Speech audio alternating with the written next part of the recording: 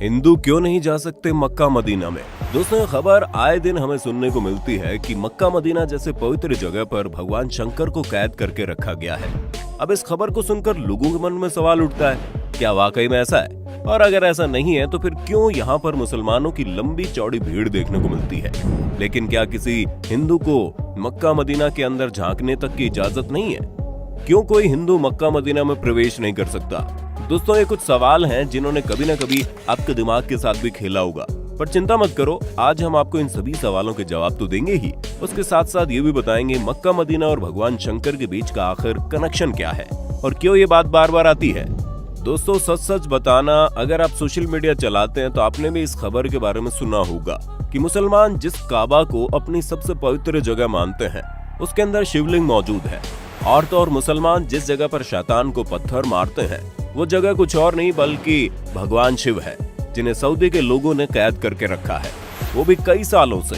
और उन्हें लगता है कि अगर कोई भी हिंदू वहां जाकर उन पर पानी डालेगा तो वो आजाद हो जाएंगे, और इसीलिए किसी भी हिंदू को मक्का मदीना के अंदर नहीं जाने दिया जाता।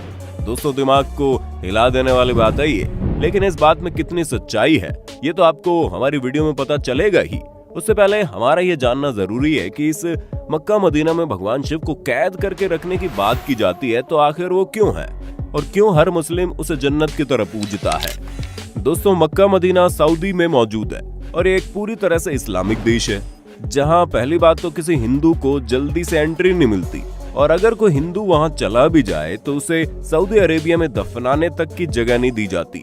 यहाँ पर पेट्रोलियम बहुत ही ज्यादा मात्रा में पाया जाता है, इसलिए ये दुनिया भर के विकसित देशों में से एक है। सऊदी अरब की राजधानी रियाद है और यहाँ की करेंसी रियाल है, लेकिन यहाँ की राजधानी से भी ज्यादा प्रसिद्ध यहाँ के दो शहर हैं, एक है मक्का और दूसरा है मदीना। ये दोनों ही शहर केवल सऊदी अरब में रहने वाले मुस्लिमों के लिए ही नहीं बल्कि दुनिया भर में रहने वाले मुसलमानों के लिए बहुत ज्यादा अहम है। इसकी सबसे बड़ी वजह है यहाँ पर हर साल लाखों की संख्या में मुस्लिम आते हैं। ये मुसलमानों के लिए तीर्थ स्थल की तरह है। जिस तरह हिंदुओं में ये मान्यताएं हैं कि 4 धाम की यात्रा कर लो तो इंसान के सारे पाप, सारे दुख दर्द मिट जाते हैं, ठीक उसी तरह इस्लाम धर्म में ऐसा माना जाता है कि मक्का मदीना जैसी पाक जगह के दर्शन करने के बाद इंसान खुदा के नेक बंदों में शामिल हो जाता है। यही वजह है कि हर मुसलमान ये चाहता है कि वो जिंदगी में कुछ करे या ना करे, लेकिन मरने से पहले एक बार हज की यात्रा जरूर करे। अब ये जगह कितनी खास है इसका अंदाजा इस बात से लगाया जा सकता है कि मुसलमान चाहे दुनिया के किसी भी कोने में क्यों ना नमाज पढ़े, हमेशा काबा की ओर मुंह करके ही पढ़ते हैं। जैसे कि भारत में रहने वाले मुस्लिम पश्चिम की ओर मुंह करके नमाज पढ़ते हैं, क्योंकि हमारे देश में मक्का पश्चिम दिशा में है, और यही वजह है कि मुस्लिम ये भी मानते हैं कि पश्चिम की ओर मुंह करके झूठ बोलना गुनाह है। दोस्तों, जब लोग हज की यात्रा करके आते हैं तो वो काबा के चारों ओर चक्कर लगाते हैं, इसे तवाफ कहते हैं, और ये हज का सबसे खास हिस्सा होता है। साथ ही वो मदीना की जियारत करने जाते हैं। मदीना वो जगह है जहाँ पर पैगंबर मोहम्मद की कब्र बनी हुई है। दोस्तों, मक्का मदीना के बारे में आप लोगों ने काफी कुछ जान लिया, लेकिन सोशल मीडिया पर वायरल हो रही इन खबरों का सच जानना भी आपके लिए बड़ा जरूरी है, वरना कई सालों से लोग इस चीज पर विश्वास कर रहे हैं। पर दोस्तों, घबराने की बिल्कुल भी आवश्यकता नहीं है, क्योंकि इंटरनेट पर वायरल हो रही ये खबर पूरी तरह से गलत है।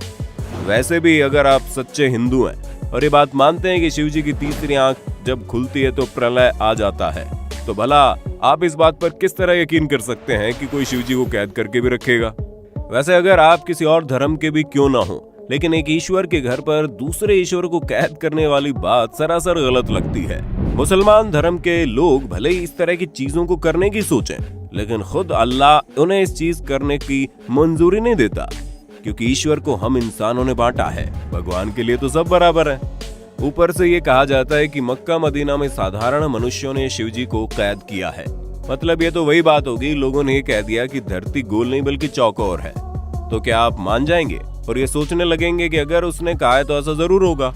आप खुद ही दिमाग लगाइए, पूरी दुनिया का विनाश करने वाले भगवान शंकर को कोई कैसे किसी चीज में कैद करके रख सकता है? वो अगर चाहे तो चुटकियों में ब्रह्मांड को हिला दे। ऐसे में भला भगवान शिव को कैद करके रखे जाने वाली बात किसी छोटे बच्चे की बचकानी हरकत से कम नहीं है।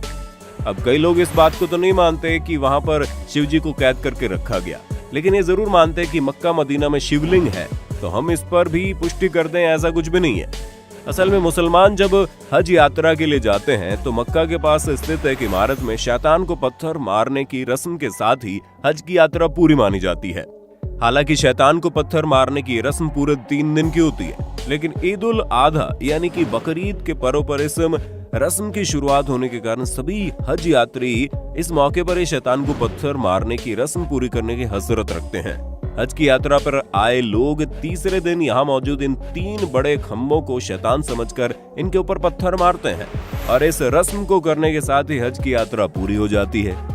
अब कई सारे हिंदुओं का ये कहना है कि यही खंभे शिवलिंग है, इनके बीच शिवलिंग स्थापित की गई है। तो दोस्तों ऐसा बिल्कुल भी नहीं है, बल्कि इसका सच कुछ और ही है। जब अल्लाह ने हजरत इब्राहिम से कुर्बानी में उनकी पसंदीदा चीज मांगी, तो अब हजरत मोहम्मद के लिए इनकी इकलौती औलाद से ज्यादा पसंदीदा और क्या चीज हो सकती थी, क्योंकि इनकी औलाद काफी बुढ़ापे में पैदा हुई थी और हजरत इब्राहिम उससे प्यार भी बहुत करते थे, लेकिन वो खुदा के हुक्म को नहीं टाल सकते थे। इसलिए हजरत इब्राहिम ने खुदा के लिए अपने बेटे की कुर्बानी देने का फैसला किया।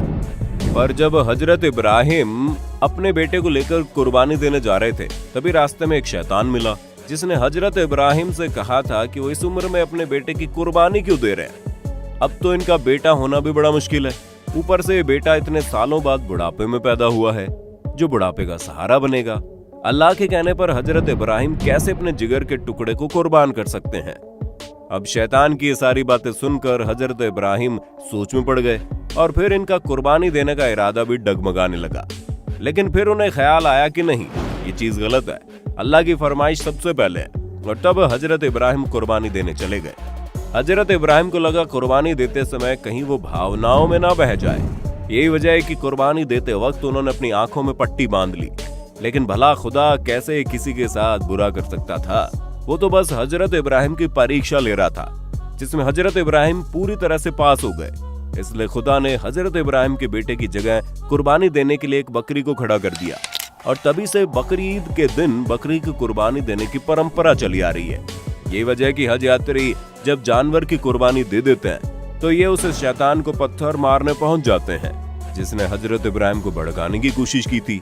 और इसी पत्थर मारने की रस्म के साथ ही खुदा से ये वादा भी करते हैं कि कोई भी शैतान उन्हें कभी भी बहका नहीं पाएगा। फिर चाहे वो शैतान बाहर की दुनिया का हो या फिर उनके मन में हो, वो हमेशा सच्चे दिल से खुदा की इबादत करेंगे। ऐसे में दोस्तों ये शिवलिंग नहीं, बल्कि ये जो 3 खंभे हैं वो शैतान का प्रतीक हैं, जिस पर पत्थरों की बरसात करके लोग अपने अंदर के शैतान को मारने की कोशिश करते हैं। ऐसे में कई लोगों के मन में ये सवाल आता है कि अगर ऐसा कुछ नहीं है तो वहाँ पर हिंदू को क्यों नहीं जाने दिया जाता? दोस्तों यहाँ पर सबसे पहली बात तो ये है कि सिर्फ हिंदुओं को ही नहीं, बल्कि किसी भी गैर मुस्लिम धर्म, फिर चाहे वो हिंदू हो, सिख हो, ईसाई हो या फिर बुद्ध धर्म ही क्यों ना हो, अगर वो मुसलमान नहीं है तो उसे काबा के अंदर नहीं जाने दिया जाएगा।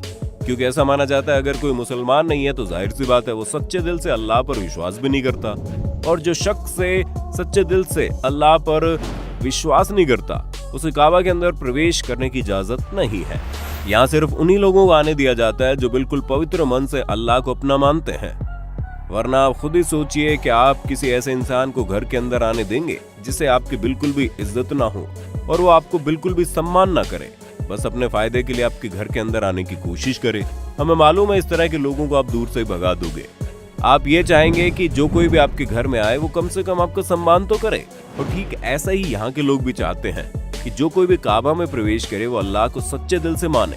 उसके लिए सबसे पहले अल्लाह होना चाहिए, बाकी सारी चीजें बाद में। तो दोस्तों आपको मक्का मदीना से जुड़ी हर एक बात अच्छे से पता चल गई होगी। अब आपका इसके बारे में क्या कहना है कमेंट करके बताइए, और इसी तरह की इंटरेस्टिंग वीडियोस को देखते रहने के लिए चैनल को लाइक, शेयर, सब्सक्राइब करना बिल्कुल ना भूलें। धन्यवाद। दोस्तों आपकी स्क्रीन पे 2 और वीडियोस दिख रही हैं, जिसे देखने के लिए आप इस स्क्रीन पर क्लिक करें। दोनों देखिएगा, बहुत अच्छी वीडियो बनी है।